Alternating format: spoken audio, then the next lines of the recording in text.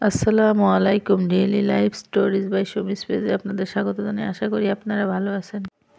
আমি আজকে যে সবজিটা রান্না করব, এই সবজিটা বেশিরভাগ মানুষ ভাজি করে খায়, কিন্তু আমি আজকে রান্না করে দেখাবো।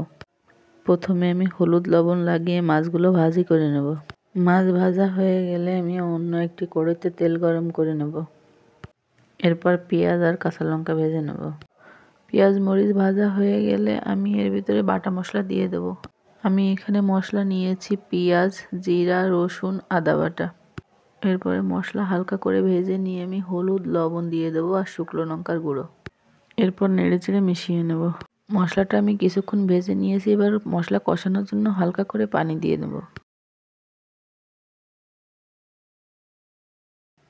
এরপর নেড়েচেড়ে সব কিছু ভালো করে মিশিয়ে নেব।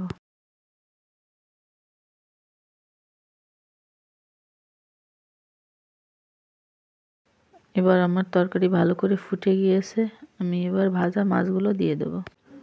এরপর কিছুক্ষণ চুলার পরে জাল করে নিয়ে আমি নামিয়ে নেব। ভিডিওটি ভালো লাগলে লাইক, কমেন্ট, শেয়ার করে পাশে থাকবেন। আল্লাহ হাফেজ।